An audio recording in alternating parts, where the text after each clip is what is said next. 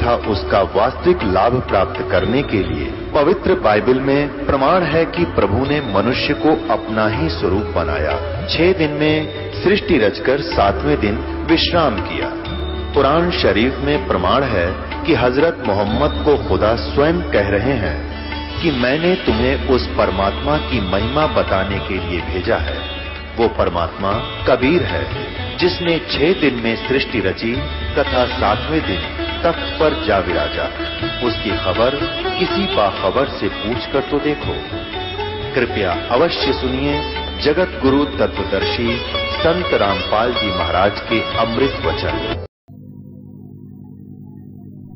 फिर कहते सकल मनोरथ पूर्ण साहेब अवगत पुरुष कबीर कहावे। अवगत पुरुष कबीर कहावे, वो जिसको हमने प्राप्त करना है वो परमात्मा,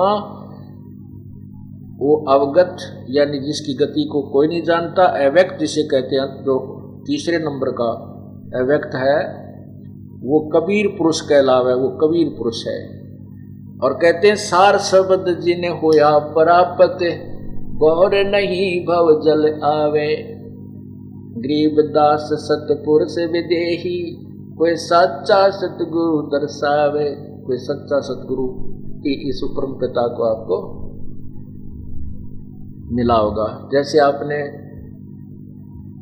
पवित्र गीता जी में भी सुना, दूसरे अध्याय के 12वें श्लोक में गीता ज्ञानदाता कहता है कि अर्जुन ऐसा नहीं है कि तू और मैं पहले नहीं थे या आगे नहीं रहेंगे। तू ये मत सोच के हम वर्तमान में हम आगे भी जन्म होगा, पहले भी थे, आज होते रहेंगे। हम अविनाशी नहीं है तू और मैं। दूसरे अध्याय के 17वें श्लोक में कहा कि अविनाशी तो उसको जान जिसको मारने में कोई समर्थ नहीं है और जिसने सारी सृष्टि की रचना की।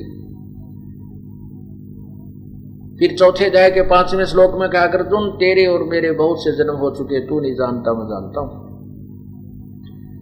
चौथे अध्याय के 9वें श्लोक में कहा कि अर्जुन तेरे मेरे जन्म अलौकिक हैं, मेरे जन्म और कर्म अलौकिक हैं।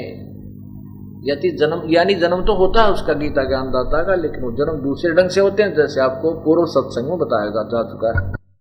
और जो सत्संग नहीं सुन सके तो उनके लिए प्रार्थना है कि वो सीडी प्राप्त करें। यहाँ से बहुत सस्ते रेट में आपको सीडी दी जा रही है।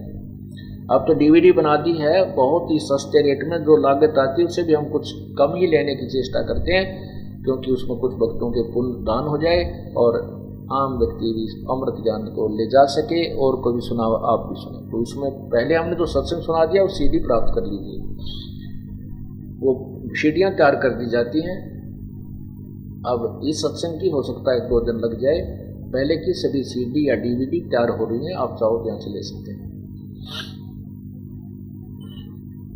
तो क्या बता रहे हैं कि अपने बारे में कहता मैं तो नासवान हूं। और गीता जी अध्याय नंबर 18 के मंत्र 62 में कहा कि उस परमेश्वर की शरण में जा जिसकी कृपा से तू परम शांति और सदा रहने वाले स्थान, यानी कभी जन्म मृत्यु में नहीं आएगा, वहां चला जाएगा। 15वें अध्याय के गीता जी के 4थे श्लोक में कहा कि उस तत्व ज्ञान से सारे उलझड़े न काट कर पूरे ये उलझे हुए ज्ञान को समझकर उसके पश्चात उस परमात्मा के उस परम पद की खोज करनी चाहिए, जहाँ जाने के बाद फिर लौट कर संसार में नहीं आते, अर्थात उनका पूर्ण मोक्ष हो जाता है। और जिस परमेश्वर ने सारी सृष्टि संसारों की वृक्ष की रचना की है, और गीता ज्ञानदाता कहता मैं भी उसी की शरण में हूँ, लेकिन मुझे उसे तत्व ज्ञान नहीं मिला है, इसलिए और ना ही उसको प्राप्त हो सकता क्योंकि उसने ऐसी गलती की हुई है। और अन्य प्राणी जो उसके शरण में इसके काल के जाल में वो सभी पार हो सकते हैं। काल को बाद में फिर देखा जाएगा। तो क्या बताते हैं, जग सारा रोगिया रे जिन सतगुरु वैद न जाण्या। जग सारा रोगिया रे, जग सारा रोगिया रे जिन सतगुरु वैद न जाण्या। जग सारा रोगिया रे। भाई जन्म मरण का रोग लग्या है या तृष्णा बडरी खांसी। जन्म मरण का रोग लग्या है तृष्णा बडरी खांसी। आवागवन की डोर गले में या पड़ी काल की फांसी। जग सारा रोग यारे जिन सतगुरु वैद न जाण्या जग सारा रोगिया रे, जग सारा रोगिया रे। जिन सतगुरु वैद न जाण्या जग सारा रोगिया। भाई देखा देखी गुरु शिष्य बन गे, किया ना तत्व विचारा। देखा देखी गुरु शिष्य बन गे, किया ना तत्व विचारा। गुरु शिष्य दोनों के सिर पयु काल ठोके पंजारा, जग सारा रोगिया रे। जिन सतगुरु वैद न जाण्या जग सारा रोगिया रे, जग सारा रोगिया रे। जिन सतगुरु वैद न जाण्या जग सारा रोगिया रे। भाई सच्चा सतगुरु कोई है न पूजे, इन झूठों जगपति आसी। सच्चा सतगुरु कोई है न पूजे, झूठों जगपति आसी। अंधे की बाँ पकड़ी अंधे ने, ये मार्ग कौन बतासी। जग सारा रोगिया रे। जिन सतगुरु वैद न जाण्या जग सारा रोगिया रे, जग सारा रोगिया रे। जिन सतगुरु वैद न जाण्या जग सारा रोगिया रे। भाई सार शब्द सर जीवन बूटी, गस गस अंग लगावे है। सार शब्द सर जीवन बूटी, गस गस अंग लगावे। कहे कबीर तुम सतकर मानो, ये जन्म मरण मिट जावे। जग सारा रोगिया रे। जिन सतगुरु वैद न जाण्या जग सारा रोगिया रे, जग सारा रोगिया रे। जिन सतगुरु वैद न जाण्या जग सारा रोगिया रे।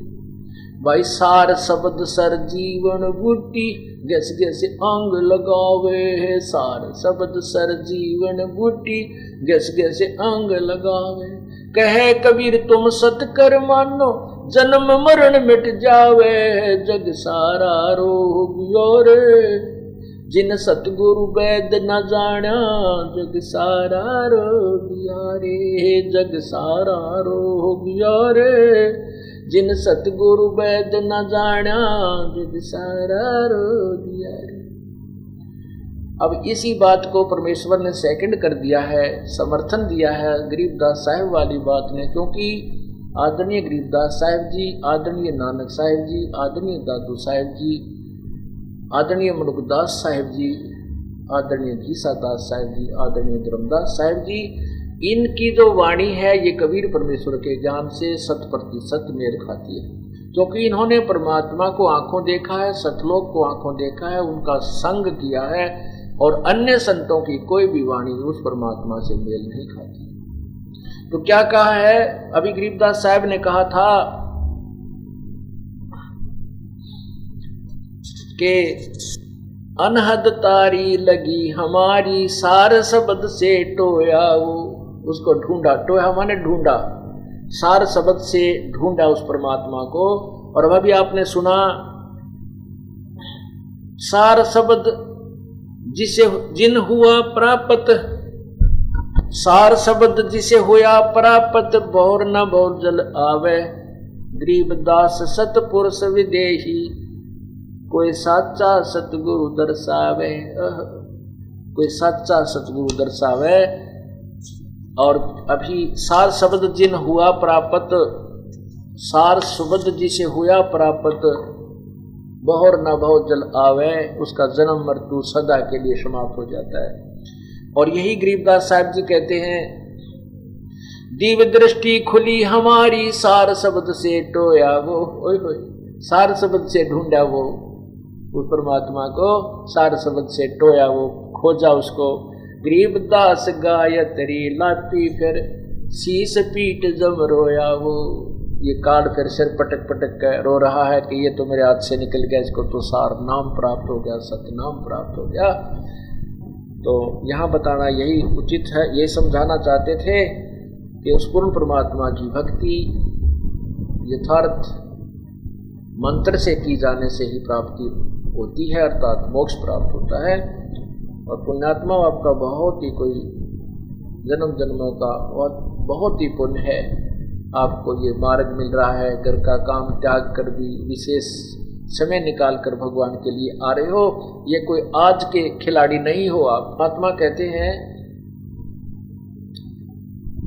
राम नाम से राजी नाही चोरा नाल खुशाल, मल अखाड़ा जीतेंगे ये युगन युगन के माल। ओए है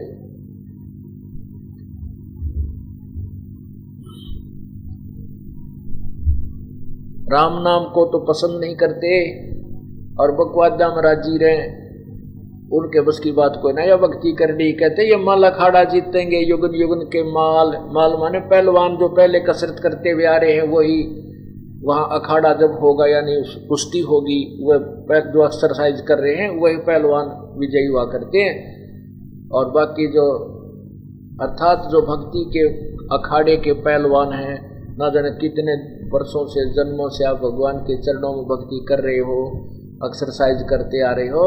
जैसे प्रहलाद ध्रुव के बारे में लिखा है विष्णु पुराण में, भगवान जब प्रकट हुए उसने कहा ध्रुव तेरी इस जन्म में केवल एक ही जन्म की कमाई नहीं तो कई जन्मों से मेरा भक्त रहा है, इसलिए अब तेरी ये क्रिया शीघ्र स्वीकार होगी। तो जैसे आपने कल सुना था कि रांडी ढांडी ना तो जाए ये नरकइये काग, और बलक बुखारा त्याग दिया थी कोई पछली लाग। क्योंकि उस अब्राहिम सुल्तान अधम कहता है कि मैं कितना समझा इस नालायक, एक औरत है इसकी एक गां ले रहा है और कोई संतान नहीं, 1-2 एकड़ जमीन है, इसे वांडी पाक रहा है, इसका समझमना आती भगवान बजले या ना रहे तेरे साथ में ये संपत्ति। कहते हैं भाई इस या तो कोई पिछली लाग थी, फिर हमारे समझ में आ गई, बुलक बुखारा इतने ठाठ बाट को त्याग कर मालिक की चाह बन गई। कहते हैं ये तो बलक बुखारा त्याग दिया थी कोई पिछली लाग, यानी पूर्व जन्मों की कमाई थी। जैसे सम्मन रूप में यही बलक बुखारे का बादशाह आत्मा सम्मन बना, फिर 9 शेरवा का बादशाह बना और फिर ये अब्राहिम सुल्तान बना, और परमात्मा ने किसके पीछे पीछे यू माया में दलदल में धंसता जा, परमात्मा निकाल निकाल इसने बाहर रखता गया। तो पुण्यात्माओं जो जन हमारी शरण है ताका हूँ मैं दास, गेल गेल लाग्या फिरूं जब तक धरती आकाश। एक बार इसकी शरण में प्राणी एक बार आ गया ना, ये छोड़ने को नहीं पार करेगा, चाहे कहीं किसी जन्म में बिठा हुआ इसने पार करके छोड़ेगा। और ना पार हो पाओगा तो इसे कर्म बनवा देगा क्या कि घना दुखी ना होगा, मतलब ठीक ठीक सा इसका काम मनुष्य जीवन मिलता रहेगा। ऐसा दयालु है ये परमात्मा। जैसे राजा अम्बरीश सतयुग में ऐसी भक्ति करते थे, विष्णु के पुजारी थे, उसके कारण बहुत अच्छे, इस दुर्वासा जैसी तोप भी उसके सामने फेल होगी थी, इतनी अच्छी आत्मा थी। उसके बाद राजा जनक बने, वही अम्बरीश वाली आत्मा जो सीता जी के पूज्य पिताजी कहलाए, और जिसके सामने सुखदेव जैसे बाल ब्रह्मचारी और नकली ज्ञानी ने घुटने टेक दिए, वही राजा जनक जब वो राजा थे, राजा अम्बरीश थे, उसके हजारों लाखों की संख्या में नौकर होते थे, सैनिक होते थे, और वही आत्मा सच साधना ना कभी किसी जन्म में परमात्मा मिले थे, उनको आकर मिलते रहते हैं। राजा जनक को भी मिले थे परमात्मा, लेकिन कुछ भक्ति भगवान वाली, कुछ अपनी उलट हम रहते रहे।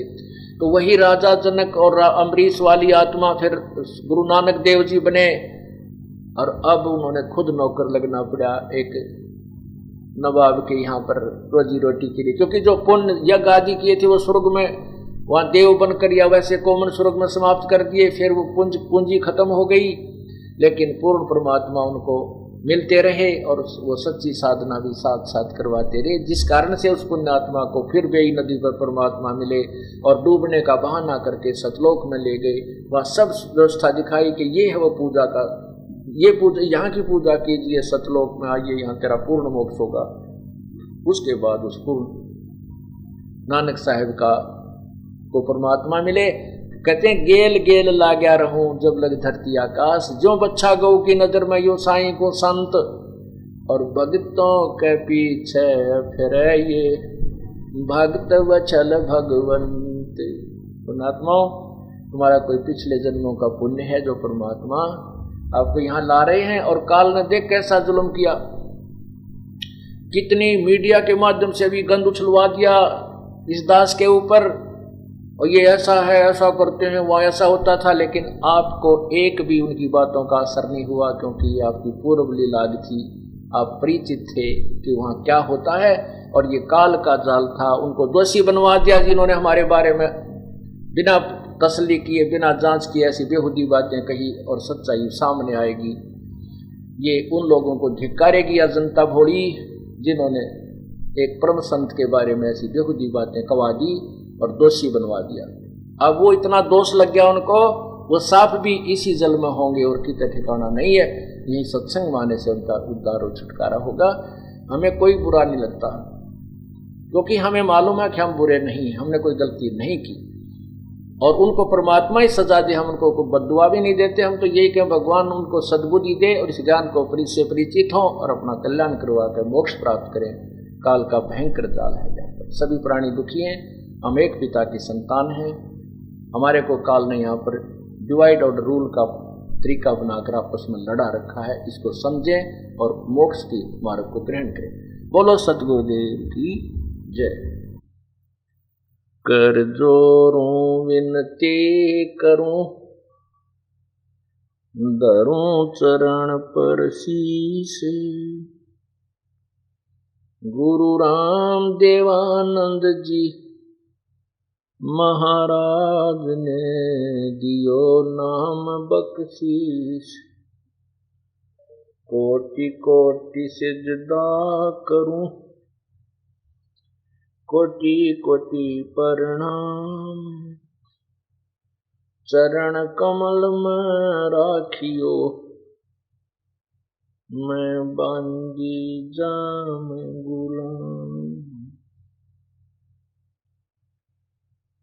अब गुण किए तो बहुत किए,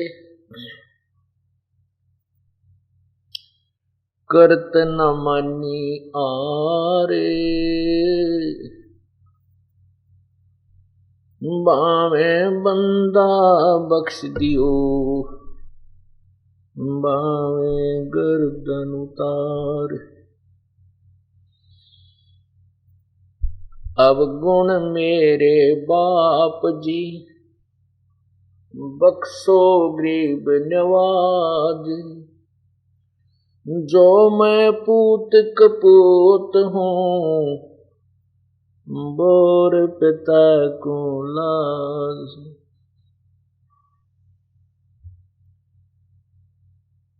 मैं अपराधी जन्म का, नक्सक भरे विकार। तुम दाता दुख भंजना, मेरी करो संभार।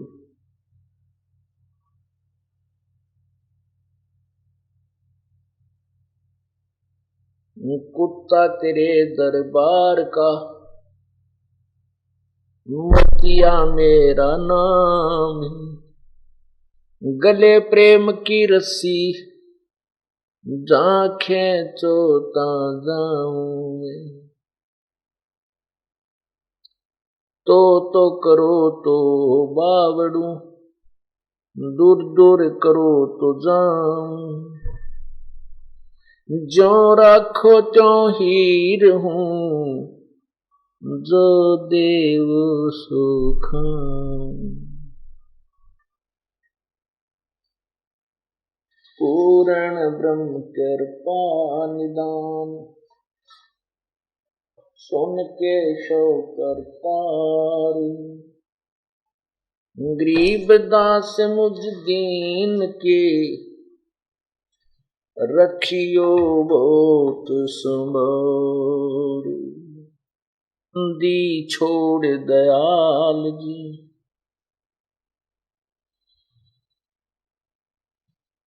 तुम तक हमारी दौड़। जैसे कागज जहाज का, अब तक न दूजी ठोर। जो राखो त्यों हीर हूँ, हमरा क्या चारा।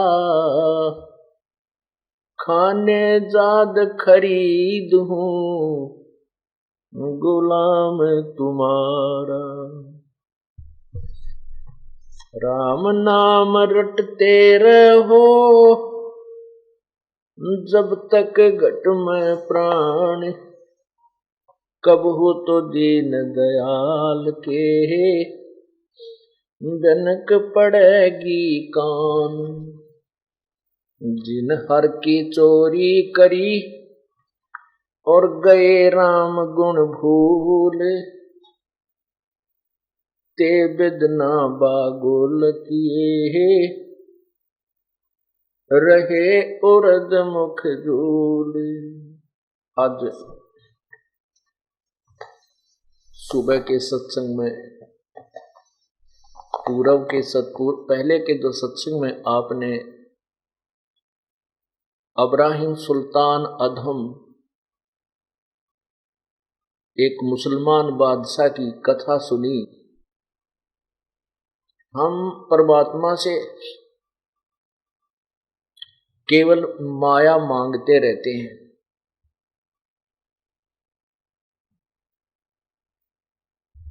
और परमात्मा कहते हैं ये माया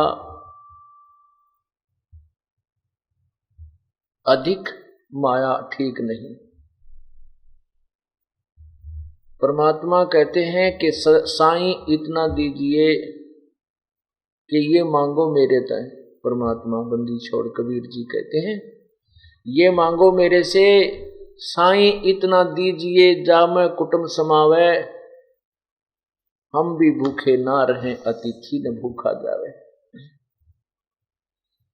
अब इब्राहिम सुल्तान अधम के पूर्व जन्म के जो कुर्बानी थी, जो समर्पण था प्रभु के प्रति, उसी का प्रतिफल उसे प्राप्त था।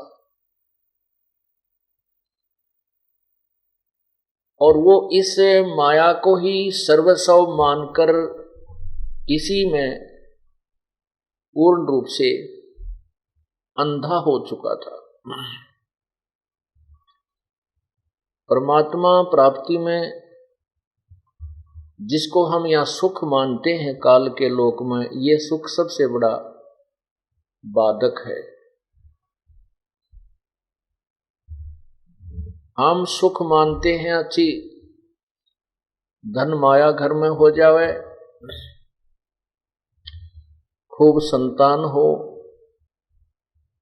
और बढ़िया रेजिडेंस आवास हो, कार और कोठी घोड़े जो भी समय अनुसार जो भी यातायात की साधन होते हैं वो भी अच्छे हों, हम इसको सुख मानते हैं।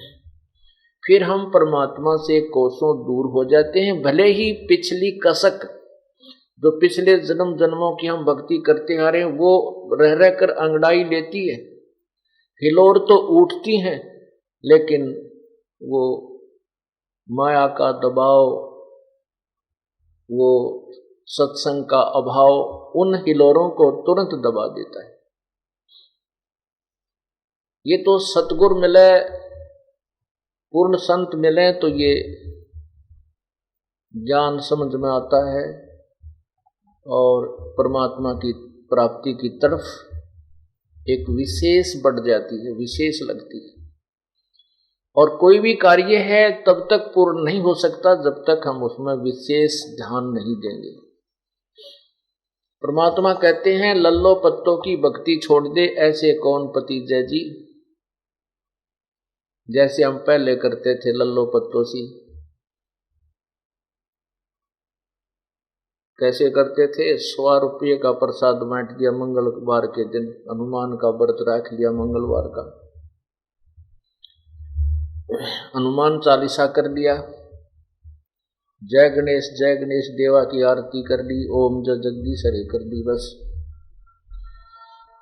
और फिर छठे महीने या वर्ष भर में जो भी हमारी पूजा सफल थी, वर्ष भर में जो भी हमारे पूजा सफल थे, द्वादशी की हमारे यहाँ पूजा होती थी, वहाँ चले जाते थे। फिर हनुमान जी का बड़ा मंदिर सालासर था, वहाँ जाते थे।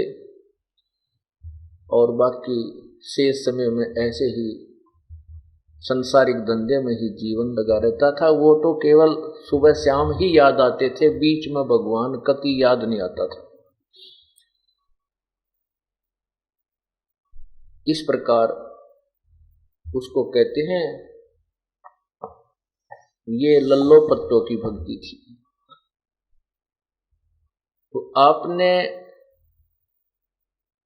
अब ये जो कथा सुनी इब्राहिम सुल्तान अधम की, परमात्मा ने उसको उस माया से दूर किया जो उसके लिए खतरनाक थी, उसके जीवन को बर्बाद कर रही थी।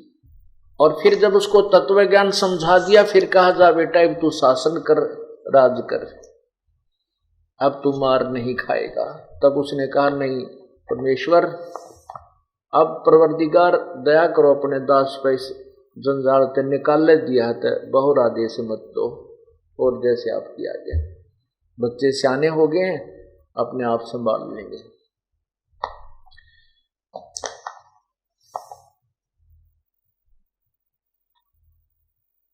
अब उसी की थोड़ी सी कहानी वाणी के माध्यम से आपको सुनाते हैं। भाई सुनत ज्ञान गलताना, पद पद समान, सुनत ज्ञान गलताना, सुल्तानी पदे पद समान। अमरलोक से सतगुरु आए, रूप धरा कारवाना, और ढूंढत ऊंट महल पर डोले, बूझत साहबयाना। दूजा रूप धरा का सिद्ध का महल सराय बखाना, ये तो महल हमारे हैं, तू पंथी फरे अयाना। तीजा रूप खवास बांदी का, तीजा रूप खवास का धारा, फूलों सेज बिछाना, तीन कोरड़े तन पर खाई, वो मारे चोट हैवाना। कहे खवास सुनो इब्राहिम, यो कैसा खिलबत खाना, एक घड़ी सेजा पर सोई, मेरे तन का चाम उड़ाना। हेत हुसन कर, हेत हुसन सब दूर किया, तब दर्शा तख्त बिराना, गैब खवास बहे ते बारी, कंपन लगे प्राणा। उतरी चीरी लई फकीरी, पाड़ा तो सा खाना, मुल मुल खासा दूर बगाया, वो ताखी पहर ईमाना। उतरी चीरी लई फकीरी, पाड़ा तो सा खाना, मुल मुल खासा दूर बगाया, ताखी पहर ईमाना। 16 सेंस सुहेली छोड़ी, 18 लाख तुराना, सतगुर सब दे लई फकीरी, वो इब्राहिम सुल्ताना।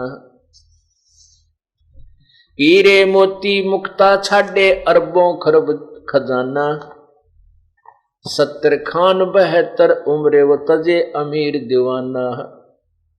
मेवा मान बढ़ाई छोड़ी, अमृत भोजन खाना, नंगे पैरों बहे पियादे, वो फरकत छोड़े निशाना।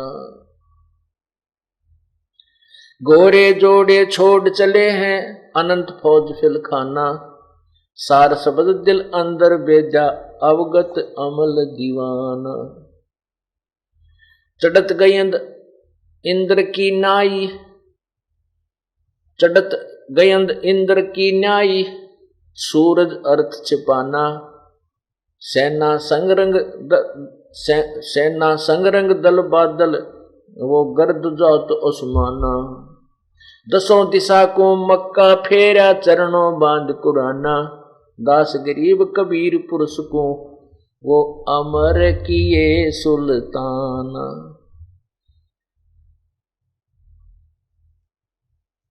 क्या बताते हैं? इब्राहिम सुल्तान अधम ने पूर्ण परमात्मा के आदेश से वो सभी राज्य पाठ को त्याग कर और परमात्मा का उपदेश ग्रहण किया। कहते हैं सुनत ज्ञान गलताना भाई पद पद समाना, अमरलोक से सतगुर आए रूप धरा कारवाना, सतलोक से चल कर आए कबीर परमात्मा और वहां पर एक कारवान का रहबारी जो ऊंटा वाले वाकने उनका रूप बनाया और ढूंढत ऊंट महल पर डोले वो बुद्धत साहा बयाना। अब देखो पुण्यात्माओं,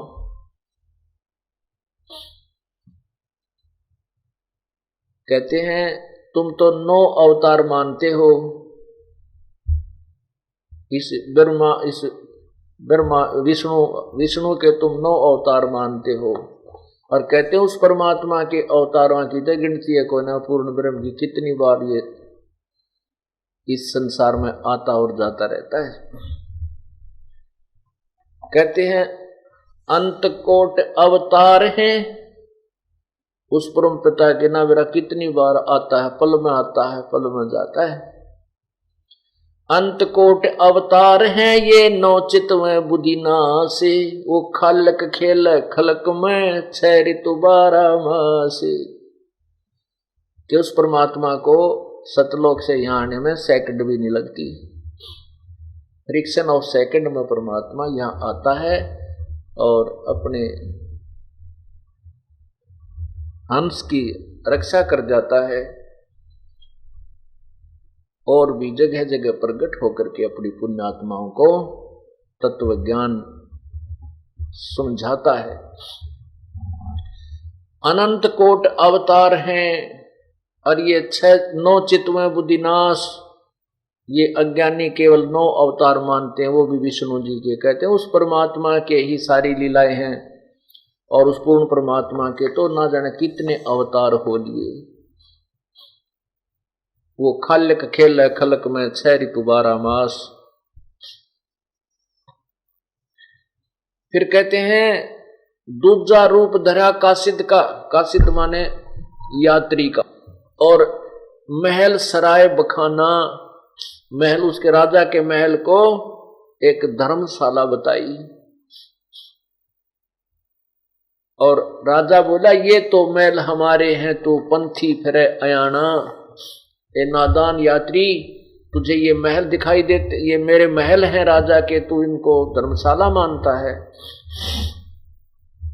तब परमात्मा ने कहा था कि जैसे तेरे दादा परदादा चले गए इस महल को, इस सराय को छोड़कर, एक दिन तू भी चला जाएगा, इसलिए मैंने इस तेरे राजमहल को सराय बताई है। फिर कहते हैं तीजा रूप धरा का खवास का, वो बाग में सेज बिछाना और 3 कोरडे,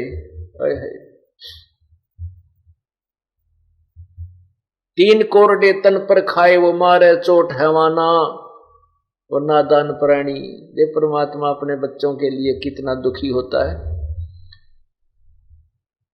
पहले तो उसको समझाता बेटा भक्ति कर, परमात्मा की भक्ति कर। स्वयं परमात्मा आकर कहते हैं अपना डबल रोल करके कि भक्ति कर, भक्ति बिना बहुत दुखी हो जाएगा। फिर वो साधना करता है, उसके साधना के मार्ग में ना जाने कितनी समस्याएं आती हैं, कोई घर की कोई बाहर की, तो उन सब को परमात्मा ठीक करता है और भक्ति करवाता है।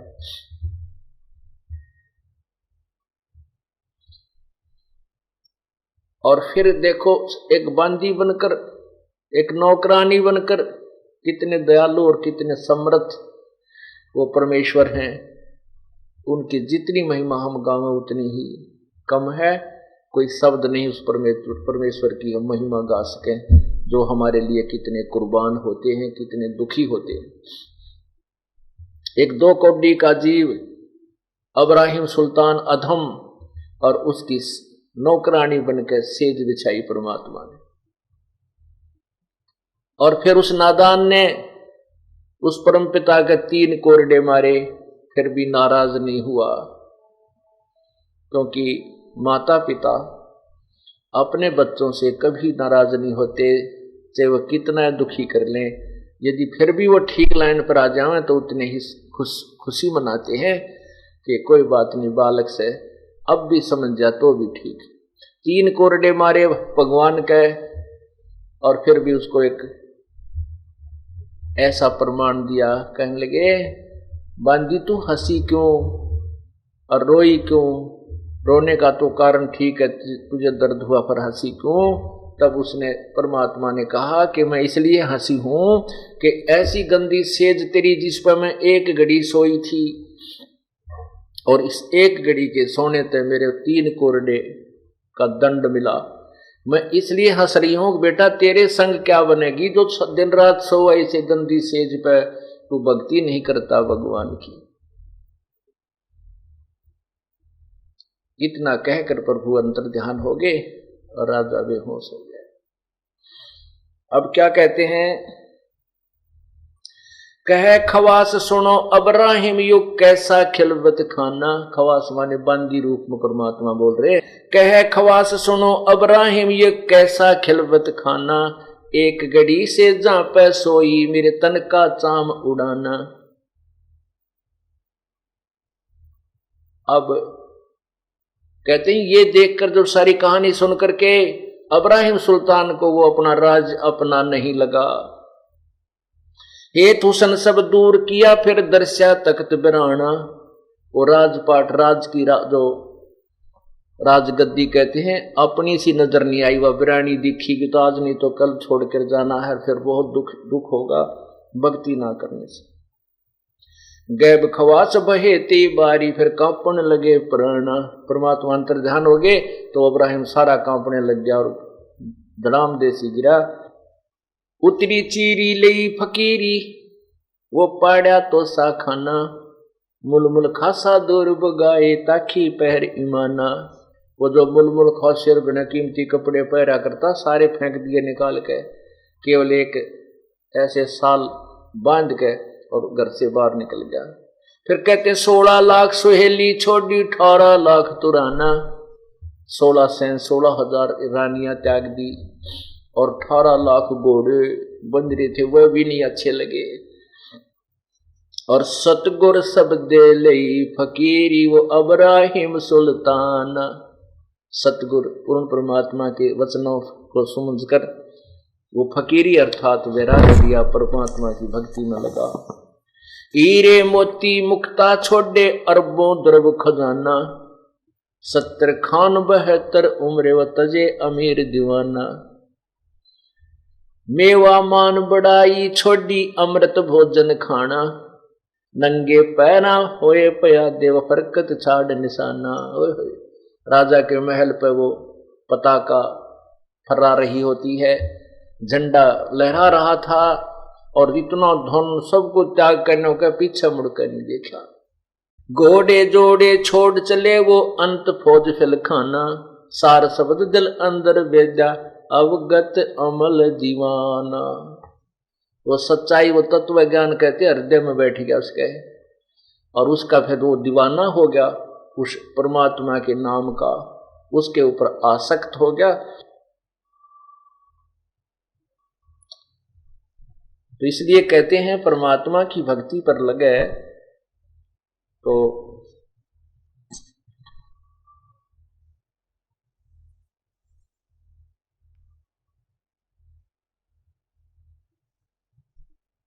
सच्चे लगन से लगे, फिर मुड़कर नहीं देखा करते। कहते संत सूरमा और संग। संग माने शेर, सूरमा सूरवीर सिपाही जब युद्ध के मैदान में खड़ा हो जाता है, और संत भक्त जब भक्ति के मैदान में खड़ा हो जाता है वो पीछे को कदम नहीं हटाते, ये उनका एक नियम होता है।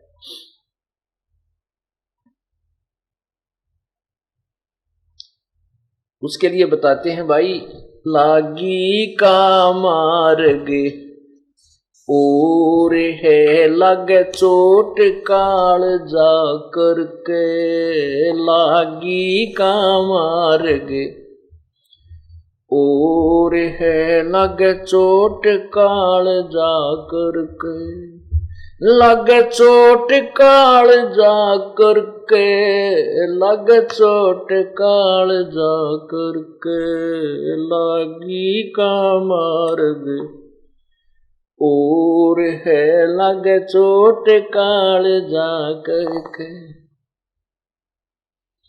बन बीच भरतरी भूप ने एक मार्या ताण निशाना, बन बीच भरतरी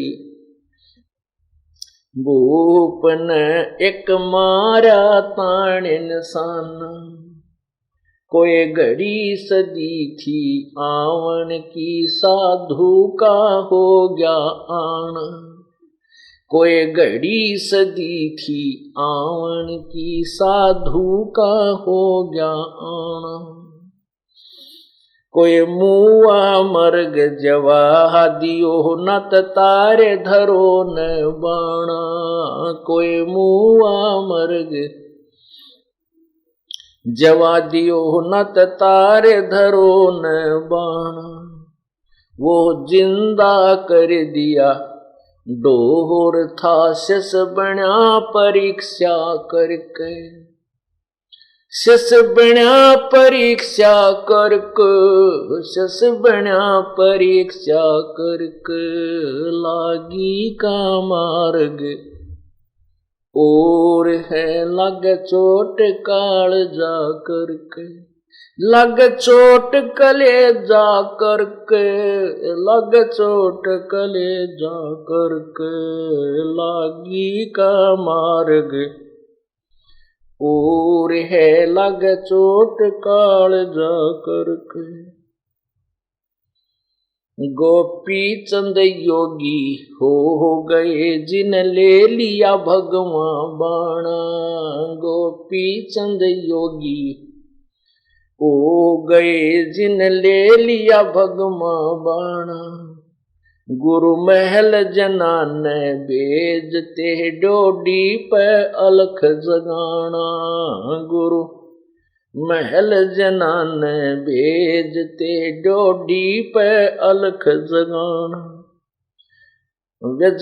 भोजन 3600 त्याग कर भिक्षा का भोजन खाना।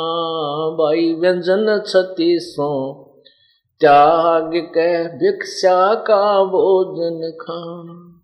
तन पड़ गया कमजोर था ना खाया उदर भर के। ना खाया उदर भर के, ना खाया उदर भर के, लागी का मार्ग और है, लग चोट काल जा करके। लग चोट काल जा करके, लग चोट काल जा करके, लागी का मार्ग।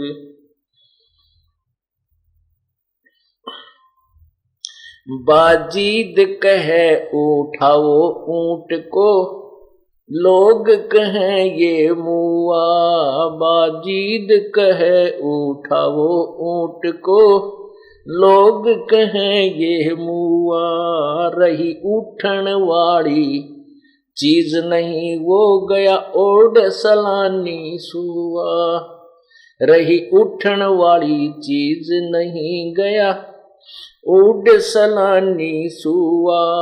कुछ नक्सक बिगड़या ए नहीं बाजीदा अचरज हुआ। कुछ नक्सक बिगड़या है नहीं बाजीदा अचरज हुआ। जिन करया अचंबा गोर है तजा राज काल से डर के। तजा राज काल से डर के, तजा राज काल से डर के, लागी का मार्ग और है, लग चोट काल जा करके। लग चोट काल जा करके, लग चोट कले जा करके, लागी का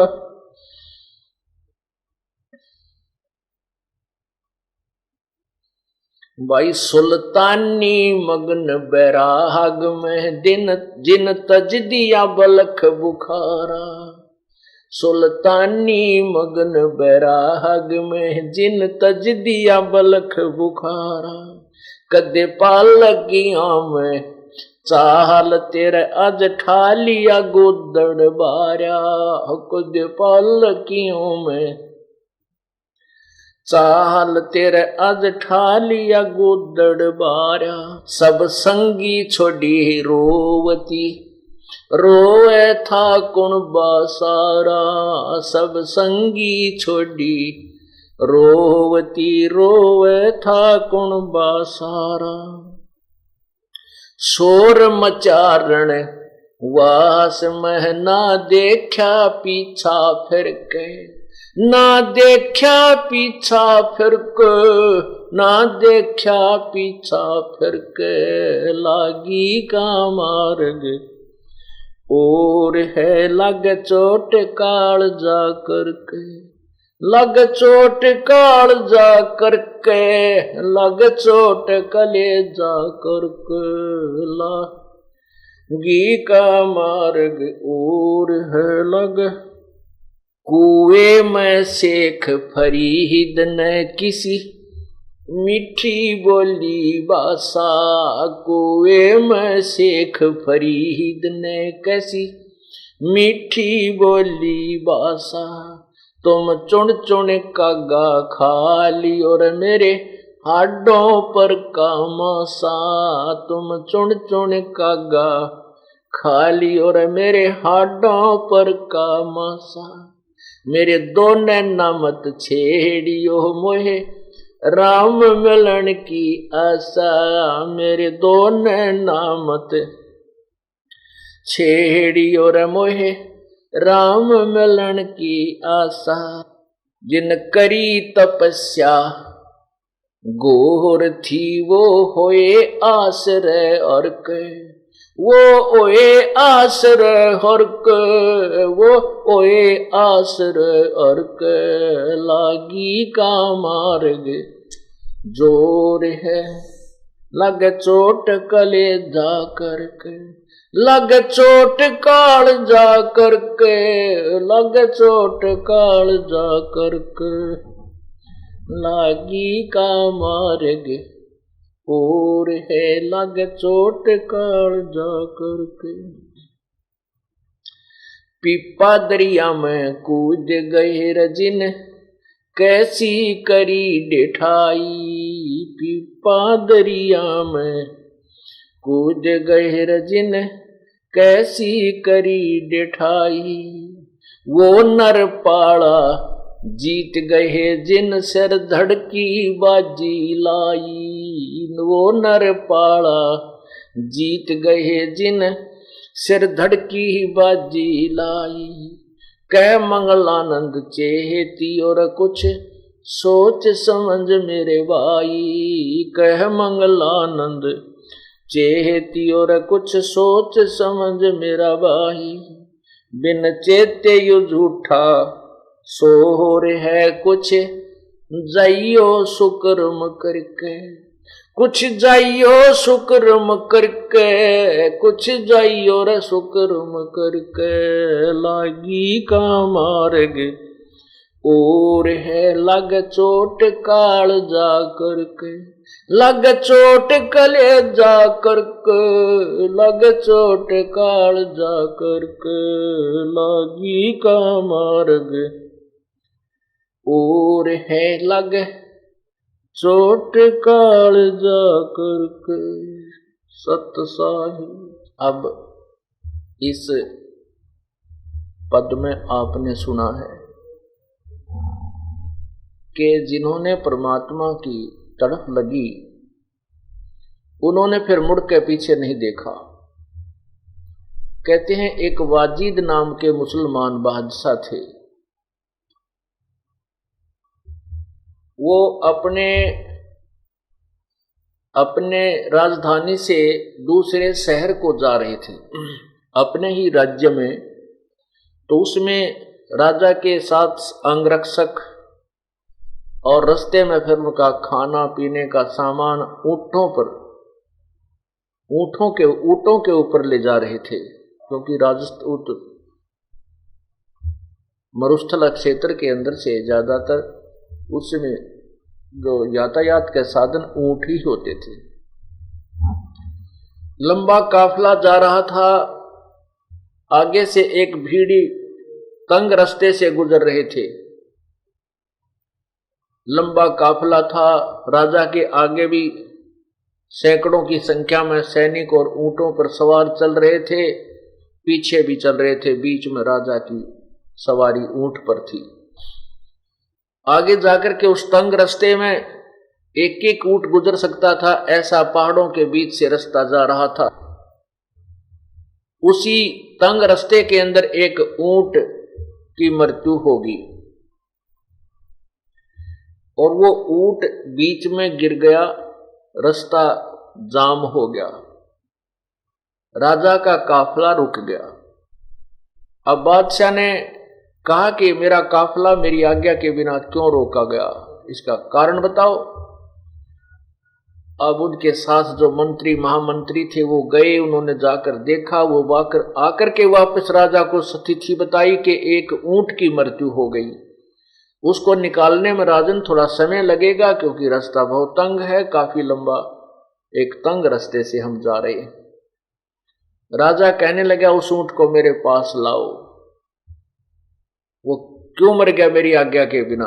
अब वो नौजवान राजा बना था, उसके हुक्म में सारी जो है ना राजा को क्या नाम है सैनिक महामंत्री नु नाचा करते, तो उसने नो सोच रखा था सारा कुछ तेरी आज्ञा तो हो रहा है, तो उसने कहा कि मेरी आज्ञा के बिना ये ऊंट कैसे मर गया, उसको मेरे पास लाओ, बुलाकर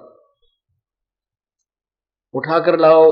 तो सैनिकों ने मंत्रियों ने आज्ञा का पालन किया, उस ऊंट को घसीट कर उठा कर राजा के पास ला छोड़ा। राजा ने कहा कि ये कहां से मरा, दिखाओ, कान भी नो के नू, आंख भी ठीक है, मुंह भी पूरा है, हाथ टांग भी इसके ठीक है, ये मरा कैसे, कहां से मर गया। तब उनको समझाया विद्वान पुरुषों ने कि राजन, जब तक इस प्राणी के श्वास हैं तभी तक ये शरीर में रहता है, चाहे राजा है, चाहे रंक है, मनुष्य या कोई अन्य पशु पक्षी है, इसके श्वास इतने ही थे, इसका जीवन इतना ही था ऊंट का, अब आगे इसका जीवन नहीं था, परमात्मा ने इसके प्राण ले लिए। तो वाजिद ने कहा कि क्या हम भी मरेंगे। हाँ जी, ये तो हम भी मर जाएंगे, ऐसे ही कभी मर जाएंगे, कहाँ कभी भी मर सकते हैं, वो तो प्रभु की अल्लाह की रजा के ऊपर कभी भी उठा सकते हैं। तो बहुत एकदम उसको धक्का सा लगा, फिर यो क्या कहा जीवन भाई, आज मेरे ठाठ हैं और मैं अभी मर जाऊं तो मेरा क्या क्या है यहाँ पर। कहते हैं एक के चोट से धारिया जिन मिलन दाचा, उसी समय वापस आ गया कि चलो वापस, सारे काफिले को वापस लेके घर आ गया और अपनी पत्नियों से कह दिया कि अब हम चले यहां से। अब वो कहने लगा कि हम चले यहां से, सारी बांध सभी रानियां सब रोने लगी, बुरी तरह हाकार मच गया, हमारा क्या होगा, हमारा क्या होगा, कि कुछ भी हो, अब नहीं रुकेगा यहां पर, मैं जन्म और मृत्यु से पीछा छुटवाऊंगा। बुरी तरह रो रहा सारा परिवार त्याग कर चल पड़ता है। अब आपने सुना बाजिद कहे उठाओ ऊंट को, लोग कहें ये मुआ, ये मर चुका है, उठन वाली चीज रही नहीं, गया उड़ सलानी सुआ। जो जीवात्मा इसके अंदर थी वो उड़ गया, इसमें थी वो उड़ गया, जो इसको चलाए फिर रही थी वो नहीं रही। अब कहते हैं कुछ नक्सक बिगड़ा है नहीं, वाजिद को अचरज हुआ, जिन करया अचंबा गोर है, तजा राज काल से डर के, तजा राज काल से डर के, तजा राज काल से डर के। अब पुण्यात्माओं, अब यहीं पर एक तत्व ज्ञान की थोड़ी सी झलक देते हैं आपको, क्योंकि आत्मा जब से उस परम पिता से बिछड़ी है तभी से उसकी खोज में या खूब प्रयत्न से कर रही है और बड़ी कुर्बानियां कर चुकी है, परंतु ये काल भगवान इसको उल्टे रास्ते पर चलती कर देता है। ये कितने धक्के खा ले, मोक्ष नहीं हो सकता। अब शेख ये वाजिद बादशाह ने घर भी त्याग दिया, बालक भी छोड़ दिए, रानी भी त्याग दी। अब क्या किया कि जंगल में जाकर के बैठ गया। अब जंगल में जाकर बैठ गया तो भूख भी लगे, गर्मी भी सतावे और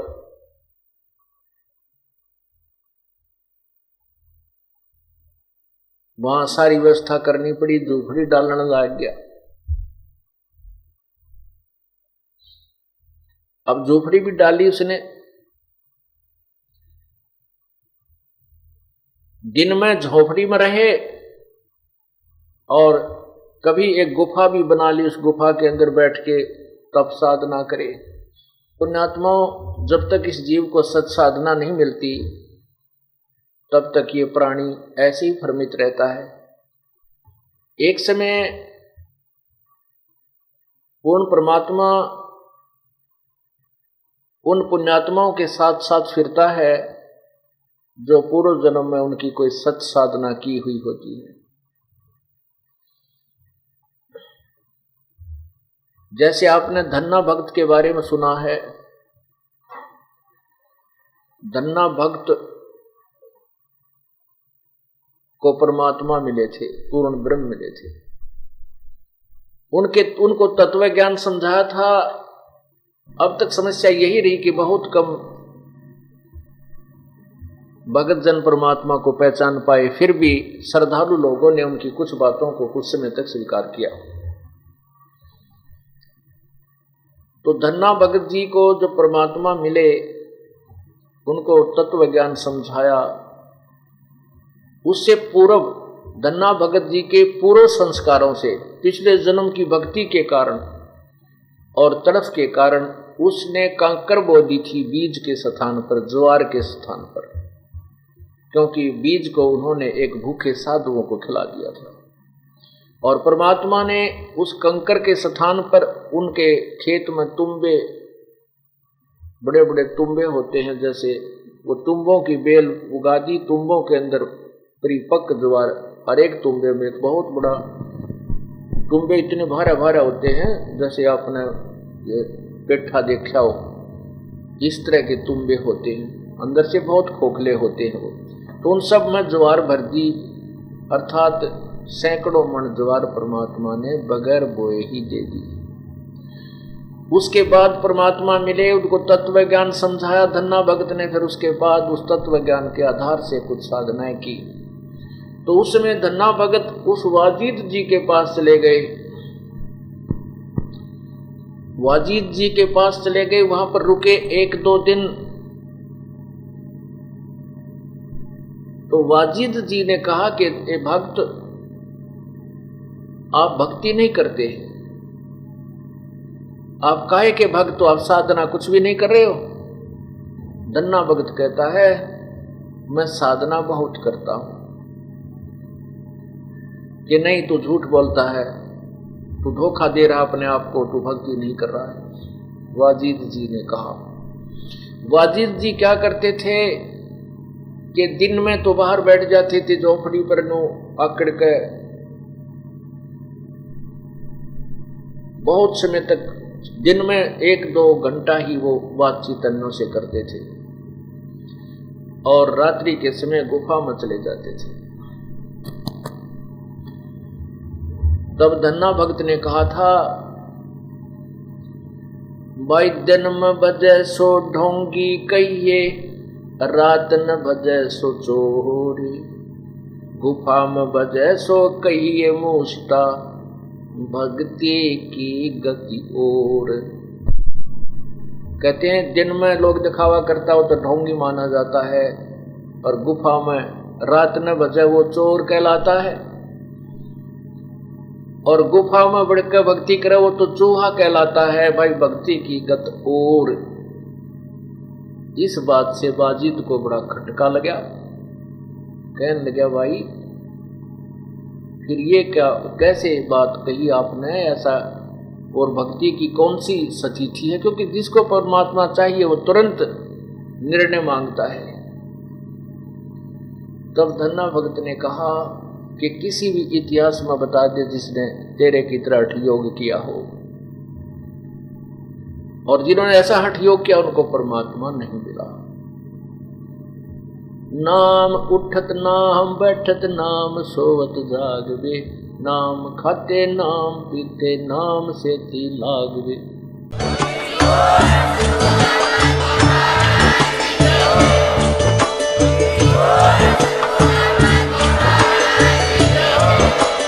आप सुन रहे थे जगत गुरु तत्वदर्शी संत रामपाल जी महाराज जी के मंगल प्रवचन। अधिक जानकारी के लिए विजिट कीजिए हमारी वेबसाइट www.jagatgururampalji.org। संत रामपाल जी महाराज जी के शुभ आशीर्वाद से पूरे विश्व भर में 500 से भी ज्यादा नाम दीक्षा केंद्र हैं, जिन पर संत रामपाल जी महाराज जी द्वारा ऑनलाइन निशुल्क नाम दीक्षा दी जा रही है। अपने नजदीकी नाम दीक्षा केंद्र का पता करने के लिए संपर्क करें 8222880541।